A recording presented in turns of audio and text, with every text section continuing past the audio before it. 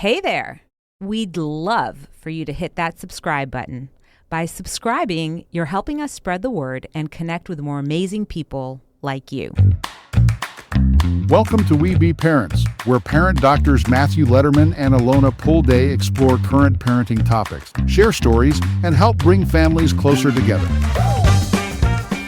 Welcome back to We Pärents. I'm Dr. Alona Pulday, and last week we explored a big question.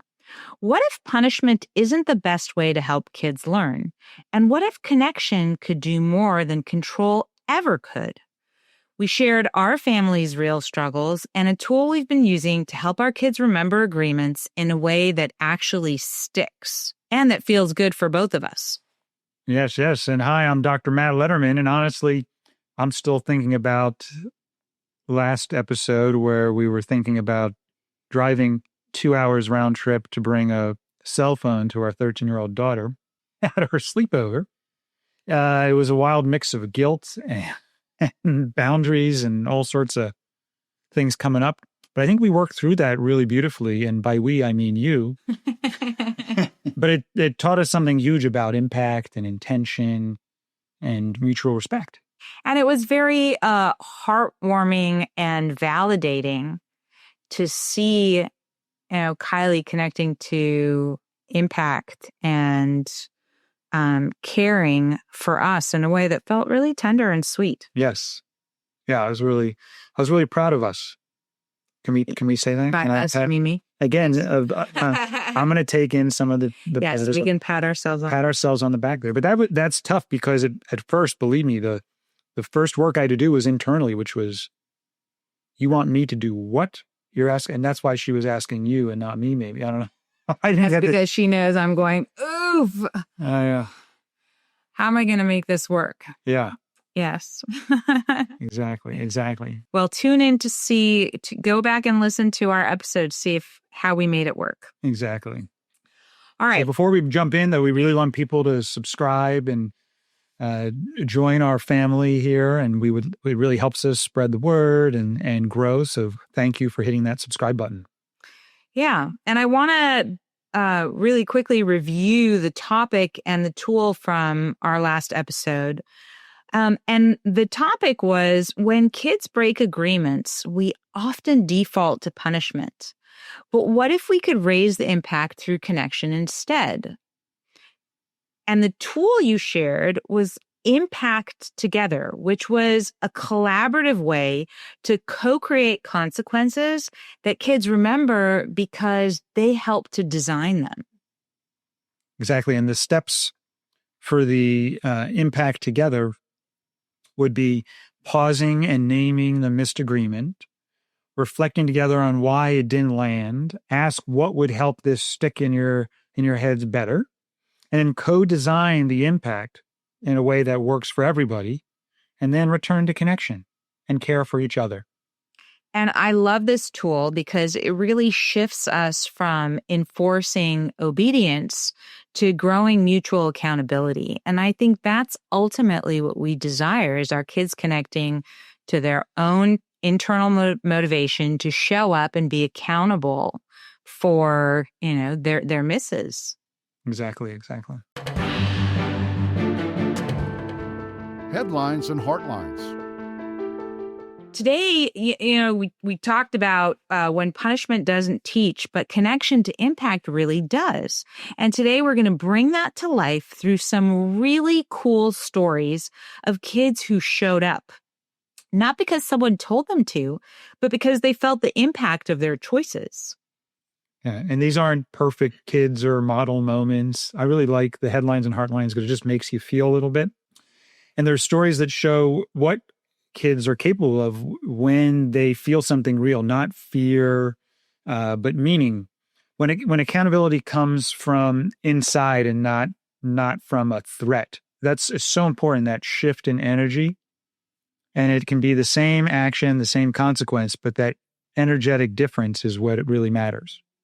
And I think that's why we landed on the name Headlines and Heartlines, because sometimes what makes the news is what makes us feel human. You have to look a little harder for those stories that show the best of humanity instead of the worst. But when you do, it just feels really nice inside. Yeah. So you want to take us into our first story? Yeah, like this 10-year-old who returned a stranger's wallet, not for a reward, but with a handwritten note that basically said, I know what it feels like to lose something. And here, I want to help. And that's impact. That's empathy. Yes. And this was a 10-year-old child who found a wallet containing a woman's driver's license, her debit card, and some cash. And instead of keeping it, he mailed it to the owner along with that touching note. And that note expressing his desire to make her happy and his understanding of what it feels to lose something valuable. Yes. He didn't act to get praise. He didn't act because he feared if his parents found out he had a wallet, he'd be punished.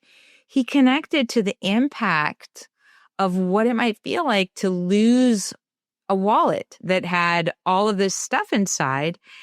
And out of that, sent it back. How meaningful, how beautiful. Yeah. When you do something that just to give a little bit of connection or kindness to someone else, it just ripples. And it's such a beautiful thing. And we need more of them.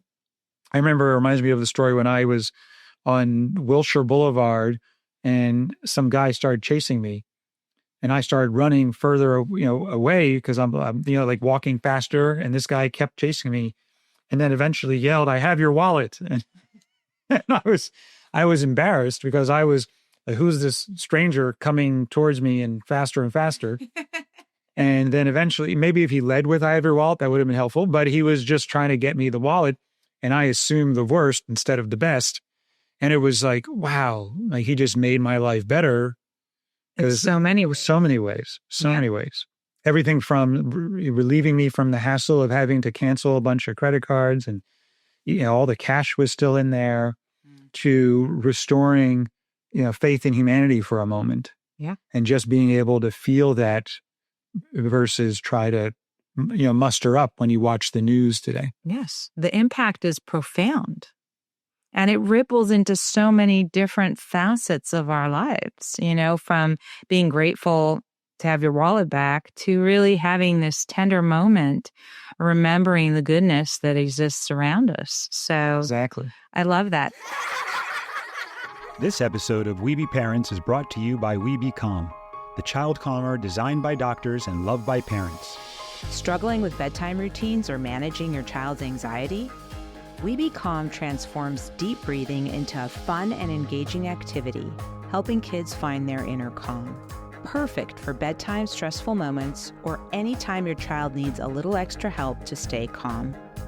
Visit webecalm.com to learn more and bring tranquility to your family. We Be Calm, because we be in this together. Here's another one. In Hampton, Virginia, a 3-year-old noticed newspapers piling up outside his 67-year-old neighbor's door, which was unusual. Concerned, he alerted his mom, who then called 911. Responders discovered the neighbor trapped in her basement for 3 days without food or water. So the child's observation and reaching out to her parents for help saved this woman's life. I love that. That attentiveness, that care, even at a young age to be able to say, "Hey, take a look." Yes.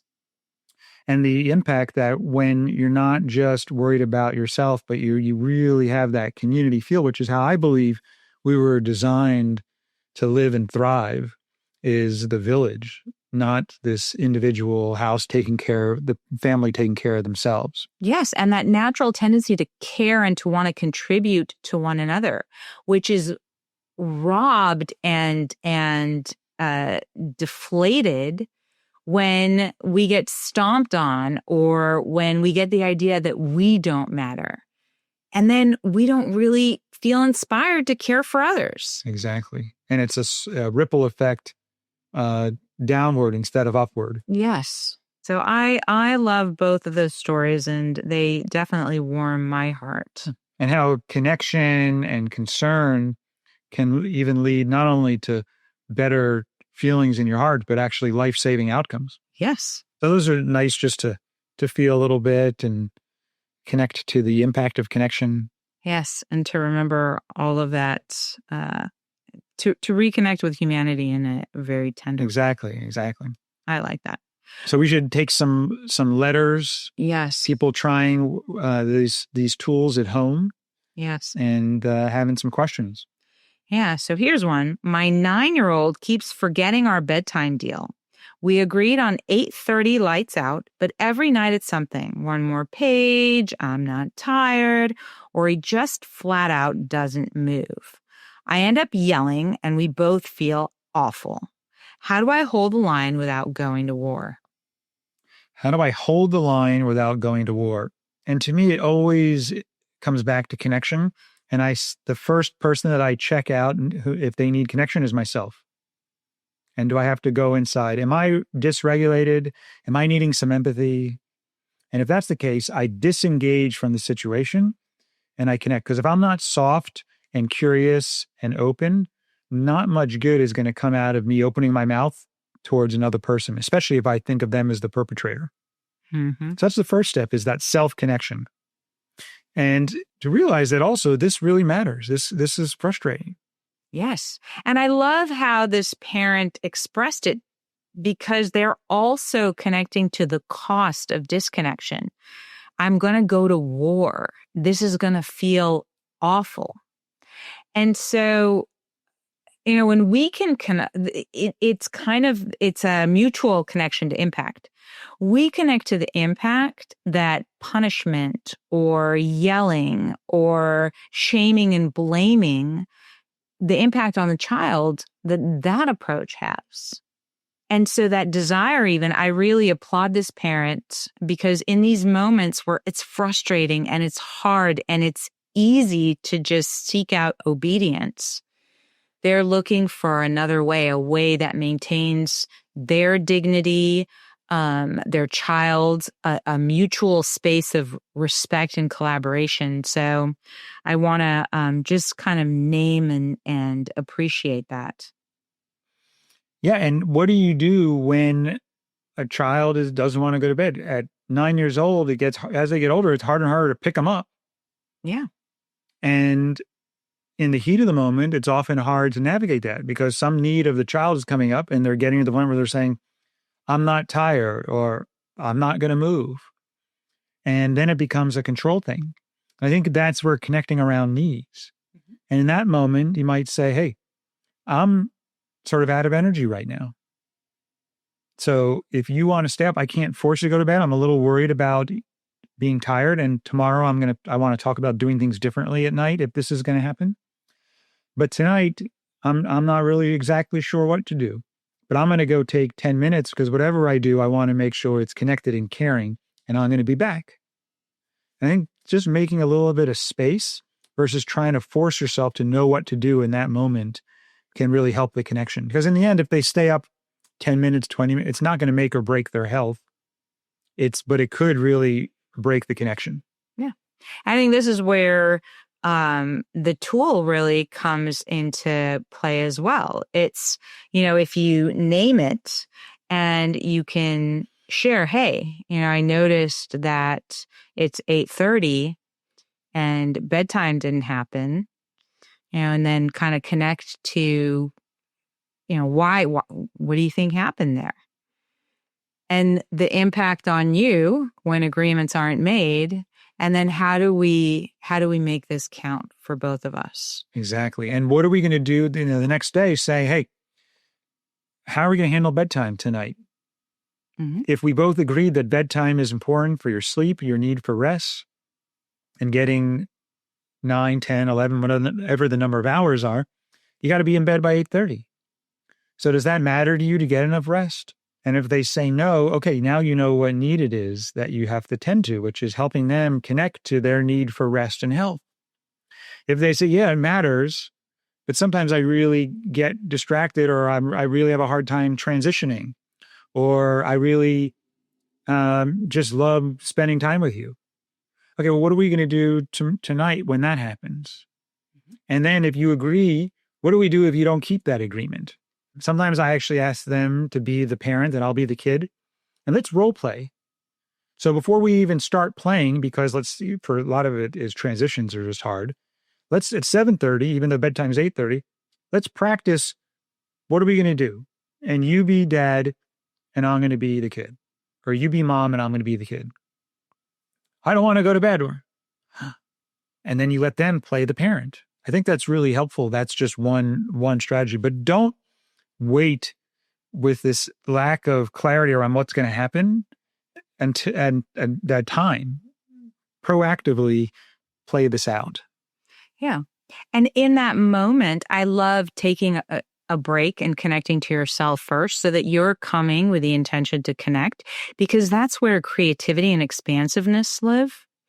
And in these moments, it can look anything like, hey, we had an agreement. It didn't happen. How do we ensure that this happens tomorrow?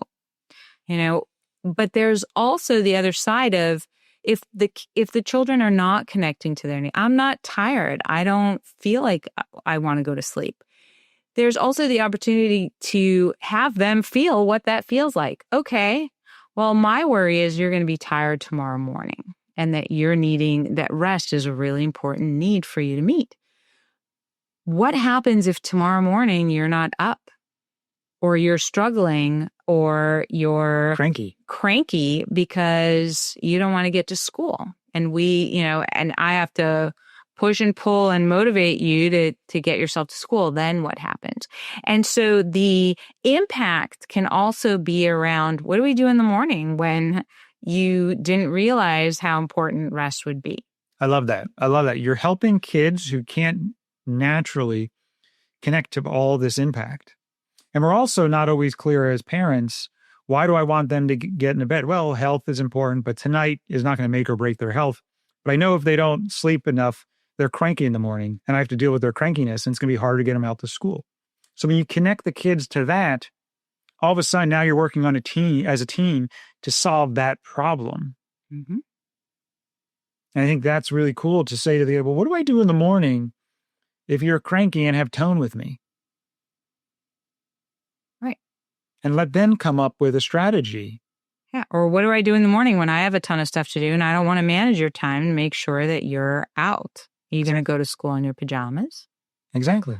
With your teeth not brushed and not having had breakfast? What is it that I'm willing to let go of? And those are things that, again, individually, we can let go of for one day. Mm-hmm. So you can not brush their teeth. You can take them to school in their pajamas. And then you say, okay, when we get home today, we got to figure a new plan out because I'm not comfortable with this and this. Right. And we've had these conversations with our children, which is why they're so naturally rolling off of my tongue. But, what are we going to do when you are out the door in your pajamas? And breaking it down to what it's going to look like, the results were either, hey, I'm going to go to bed now. And then remembering that, for tomorrow's conversation, or the consequence was that alone, the consequence of going to school in your pajamas at 11 years old was enough to ensure that regardless of how tired they were going to be on time and dressed. Yeah. And I've also found that, like I'll say, I can do 3 songs if you're in bed by 8:30. If you're in bed by 8:35, I'll do 1 song.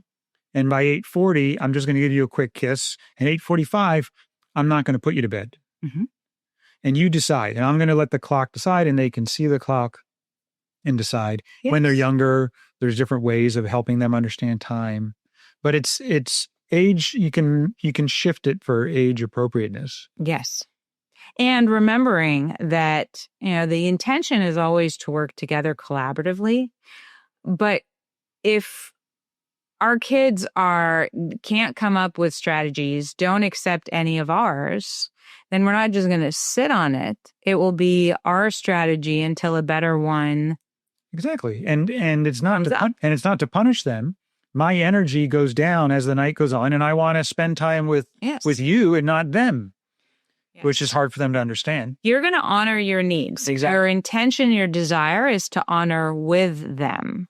But if they're not stepping up and collaborating with you, then my needs are going to get. Yes. And a lot of parents resort to controlling the other person to get their needs met. That is not a very useful strategy. And for many people, they resort to that frequently. But if I have to control my kid versus getting my kid to connect to the impact and their natural desire to contribute to me, and clarity around how we're going to make this work for everybody, it's really challenging if control is your go-to strategy. I'm gonna just for me, I think I wouldn't say it's not useful. It is useful. It serves its purpose, but it is costly, tremendously costly in your connection with your child and what derives out of that. Because imagine if your child could control you and wanted you to do something that you didn't want to do, and they picked you up and moved you. Yes. And I'm saying, obviously, parents are different than children, but or they took away your phone. Exactly. Or, Exactly. Yes. All right. Now, what would you say, though, real quick, to a parent that says, well, we're different. We're parents and they're children. So you pick the child up. The child doesn't pick the adult up. But if I want to make my point, how would you respond to that question? I think kids are going to submit as long as they can, and then they're going to rebel. It's the child that gets hit and then finally hits the parent. It's the child, maybe they won't pick up the parent, but that inner resentment and hostility toward the parent will result in hiding things from the parent. Breaking of trust. Yes. Or really not wanting a relationship ultimately with that parent. Yeah. Well, good. So let's move on to letter number 2. We used to punish missed chores with no screen time. Now I feel stuck. If we don't do that, how do I make sure the chores get done? And it's more of the same here. It's around connecting to the needs behind the chores.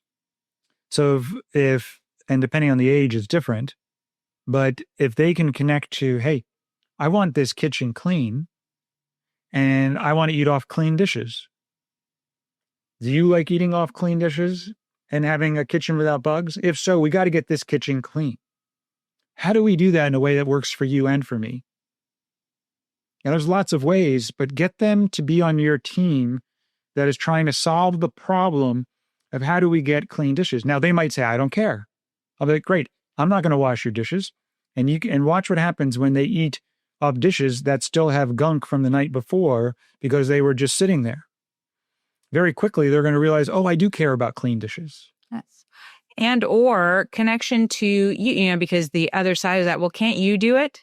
It's like, yes, I can. But I only have so much charge in my battery. And if I'm doing every one of those little things that I'm doing and you're not contributing to is time I don't contribute to you elsewhere.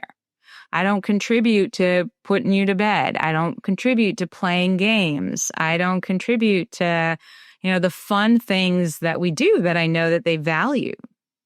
Yeah, so getting them to really connect to the impact is really important. And then there's all sorts of strategies. It doesn't mean they have to do dishes. There's no rule that says kids have to do dishes, but they have to contribute in a way that works for you. So Kylie likes to do Instagram videos. So we ask her for help to do Instagram videos for our work. And then that's a way to contribute to us and help save us time because it takes me a lot longer. So there's all sorts of ways to get creative. And I'm like, I don't mind doing your dishes in the morning. And she loves that. So if you've been listening to us for a while, we get a lot of questions about what to do in tricky parenting or relationship moments. Yeah, and if I'm being real, I'm asking Alona those same questions all the time. I get into those same tricky moments as everybody else does. And as much as we wish we could be there for each other in those exact moments, we just can't always be. Yeah, that's why we partnered with the amazing team at ConnectIn to create something we truly believe in, an AI coach called Amari. And we didn't just lend our names, we helped build it and train it and brought in everything we've learned about emotional healing, connection, and communication. Yeah, we spent years training and learning, and we've created Amari, who is so calm and grounded, listens deeply and responds with warmth, clarity, and compassion. There's no judgment, no reactivity. In fact, we tasked our children with trying to get Amari reactive, and they still haven't succeeded. It's just steady support when you need it most. We use it ourselves all the time, especially when we feel stuck or overwhelmed. And Amari's really helped us pause, reflect, given us insight that helps us come back to each other. Yeah, we designed Amari to help you strengthen the relationships that matter most, starting with the one you have with yourself.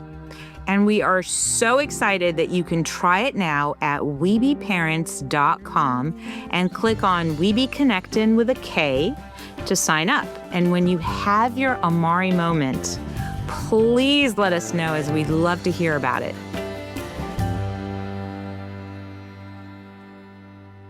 Where we can find the win-win always feels best, at least to me. All right, let's do one more. My daughter says I don't care when I tell her how disappointed I am. I know she does, but it hurts to hear. What do I do? I love this question because it transcends the ages from, a 3-year-old having a tantrum to a 15-year-old having their own version of a tantrum. And it hurts. It absolutely hurts. It hits at the core, our need to matter and to be loved by our children. And so, yes, I think what's helpful to understand in those moments is if you can look at that I don't care, that's the rebellion. They are no longer submitting, they're rebelling, and they're going to rebel pain for pain. You're causing pain you're inflicting pain for them, they're going to inflict it back. And they know that this one is going to hurt. And that's often a need for empathy. Mm-hmm. And for their pain to matter too. So empathy is I want you to feel what I'm feeling. So they're going to stimulate pain for you, and they want their pain to matter. Yes. So they're trying to meet needs. Yes. When they say those things. Absolutely. And so it's pain for pain. It's also, I think, when they hear blame and criticism and judgment, a lot of kids go to shame. And in the response from shame is defensiveness. And part of that defensiveness is that self-protection of, I don't care, this can't touch me. But they care deeply. And that's why it's so important when you share disappointment, if there's any indication that you're disappointed in them, or they are the reason you're feeling disappointed, they're going to go to shame. And then the defensiveness and self-protection that you're talking about. Right. That message is there's something wrong with you. So how can you connect your disappointment to your needs that aren't being met? I really wanted this to happen. I was looking forward to having this break. And when it didn't happen, I did the work, and I'm so disappointed that I didn't have that time to myself that I was looking forward to. Mm-hmm. That's disappointment around your needs not being met, not disappointment in the other person. Your needs not being met is what caused your disappointment. They might have contributed to those needs not being met, but they're not the cause of your disappointment. And we want to make sure that's clear, because then they can hear it differently. Yes, I love that distinction. I'm guessing that the daughter hears how disappointed her parents are in her, versus they're disappointed because this outcome they were expecting didn't happen and it had impact on them. And so to share the impact that it had, and then the ability to realize, well, whatever agreement we had in place isn't working. So let's come up with one that can. And that's why when you talk about the impact first, that's the key. This didn't happen. And when this doesn't happen, I feel disappointment. Mm-hmm. And I think it's really important to connect those two. I love that. So I like the idea because it sort of wraps your disappointment in safety instead of shame. Absolutely. And I think that's what builds trust over time as well. Trusting that they matter, trusting that you care about them, and trusting that they have space to do the same, even when it's uncomfortable, even when there's disappointment. Well, we're excited to try this little game section, and we're going to see how this goes here. So this one we're going to do quickly. It's called the Parenting Time Machine. And the question is, if you could travel in time back to one parenting moment, what would you do differently with the tools we've just shared, or just in general? I think is more fun for me as I think about all of the things that I would have done differently. And one of them definitely is playing Rapunzel with Kylie when she was 2. And I don't know how many people saw the movie Tangled, which was Disney's Rapunzel movie. But I said to her, I'll play Eugene and you be Rapunzel. And what was she, 2 or 3? Something like that. And all of a sudden she goes to her kitchen, her little play kitchen, and I'm not sure what she's doing. And then I'm looking over at something else. And the next thing I know, she whacks me with a frying pan, her play frying pan. And I'm like, what the heck just happened? And I guess, from the scene in the movie, Rapunzel hits Eugene with a frying pan, and she remembered that scene quite well. And that's what she wanted to reenact. So in hindsight, one thing I would change is I would put a helmet on, or I would not. I would play a different game with him. How's that? Is that a little off the mark, but a good story for things that you regret not having? All right. It's not quite around the topic. No. But if I had a time machine, I would definitely do that. Yes. It actually hurt. I mean, I was I know. I was there. I saw it, and it did hurt. It was kind of funny from where I was. Did you know what was happening? No warning? You didn't know? It happened so fast that when I realized it was happening, it happened. Oh, boy. That was so on you, but let's not even talk about that. All right. I'm hearing blame. Yes. I'm knowing blame. Going to Shane now. Yes. All right. So, I'm going to name like 3 off the bat. Giving advice when a heart hug was asked for. I have done that on numerous occasions and had such regret around that, but in that moment got so triggered. So that was definitely a work in progress. Kylie sharing trouble around her friends and friend relationships. And my immediate reaction is to give her advice about all that she's doing wrong versus listening with empathy and then telling her all the things that she's doing wrong. Jordan, and we share this in the episode, when she dropped her iPad and after that started using Kylie's, and I was hovering over her, waiting, don't move it here and don't move it there. And I caused so much anxiety for that poor child in that moment. And I'm sure there's so many more, but those would be the top 3. Okay. I would do one more. Actually, I would do a lot more, but with time, I'm going to say one more. I would have told Kylie, I want to go first in a game. Because it's the first time she realized anybody in the world wants to go first besides her was when Jordan was old enough to play a game, her younger sister, which she was about, 4 or 5. And Jordan wanted to go first. So Kylie, for 6 years of her life, thought that she always goes first and no one else in the world wants to go first. And I think that's one of the challenges of first kid is realizing that other people's needs matter and there's impact from her choices. So that's a little more on topic to help her connect to the impact of her always going first and not checking in. Do other people want to as well? Yes. Yes. All right. So now it's your turn.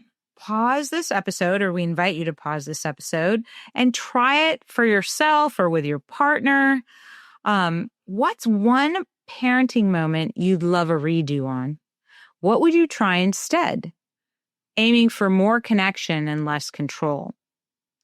And if you feel inspired to share it with us, we'd love to hear about it. Email parents@webetogether.com. Awesome. And you can even ask your kids what they would redo if they could time travel with you. I love that. Might be a fun thing. Absolutely. Just one last thing. True accountability doesn't come from pain. It comes from partnership. The kind that builds memory, not just obedience. I love that. I love that. I love that. True accountability doesn't come from pain. It comes from partnership. Yes. Yes, indeed. All right. Well, thank you so much for listening. We'd love to hear your stories, messy, beautiful, and anything in between. Email us at parents@webetogether.com. And please don't forget to rate and review the podcast. If this series helped shift something in you, subscribe and stay connected and share with others. Thank you for listening. Thank you, everyone.